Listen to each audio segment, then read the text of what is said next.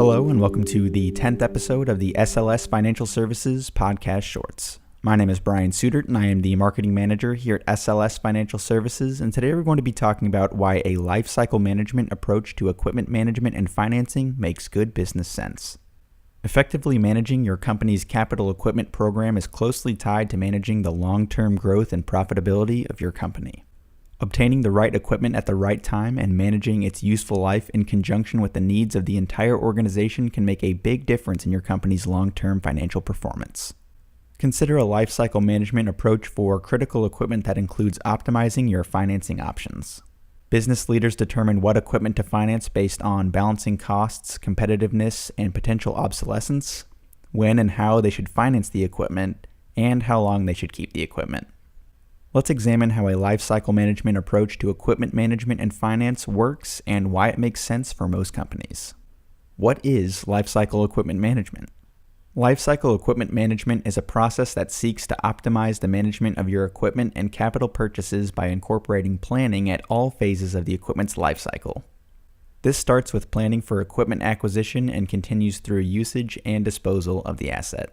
This approach is one that integrates all facets of the business into a comprehensive planning process.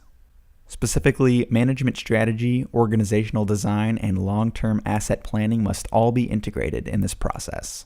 Equipment management and capital expenditure planning must be integrated as a mainstream part of the business planning process. Operationally, lifecycle equipment management takes planning in terms of the equipment's useful life. All equipment and associated components of that piece of equipment must meet all regulatory and safety regulations. The regulations might change over time, and there must be a plan in place to ensure that all the requirements are met on an ongoing basis. The life cycle or obsolescence plan for equipment and related processes must be clearly communicated to all impacted areas of the company. This includes areas beyond operations and manufacturing, such as sales, marketing, inventory management, and finance, among others. The lifecycle management process should include regular reviews to ensure that everything is on track, not only from an operational and maintenance perspective, but also to integrate the changing needs of the business related to the equipment. For example, is production related to this equipment surpassing the original forecasts? If so, what are the implications of the equipment's lifecycle? Does this deviate from the original plan? Benefits of this approach. A lifecycle approach to equipment and other capital items allows companies to go beyond the break-fix mentality that was the hallmark of the capital planning for too many companies. This approach allows companies to establish a program to acquire, finance, manage, and dispose of assets in all categories of capital spending programs via an orderly, planned process. From IT equipment to material handling, robotic production equipment, and emerging technologies, there are a number of best practices to consider.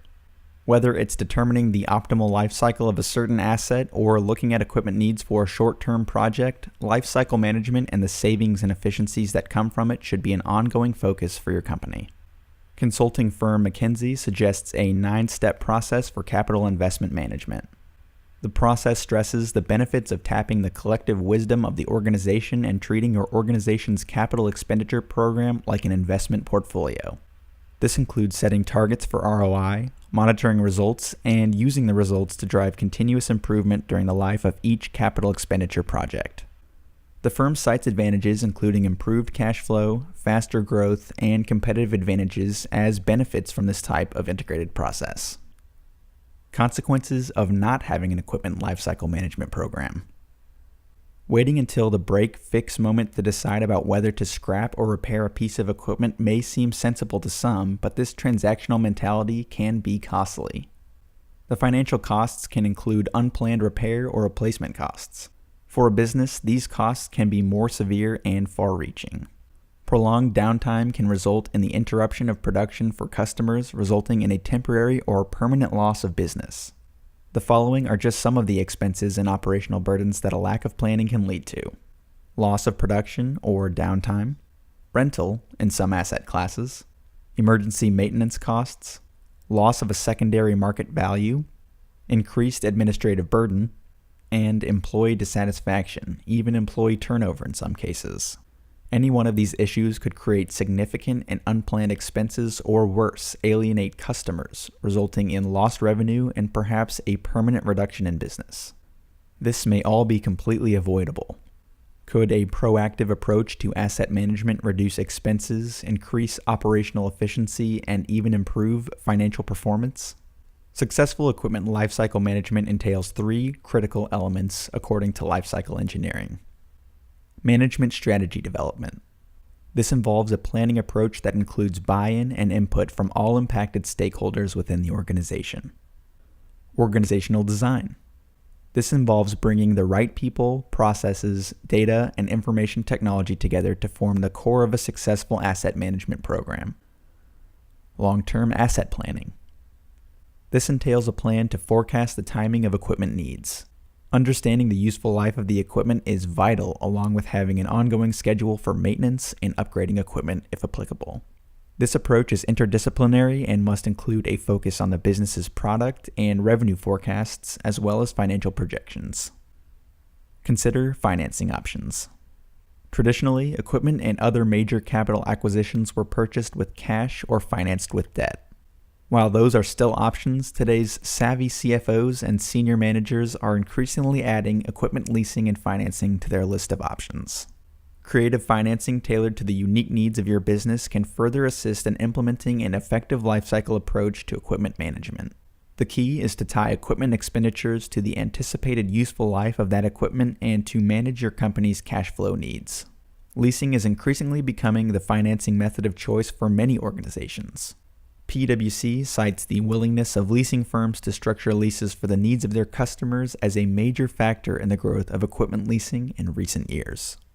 Whether you lease or finance a purchase, be sure that you understand all of the implications of any transaction you are considering, including the true cost of financing and any issues with equipment removal at the end of the asset's useful life.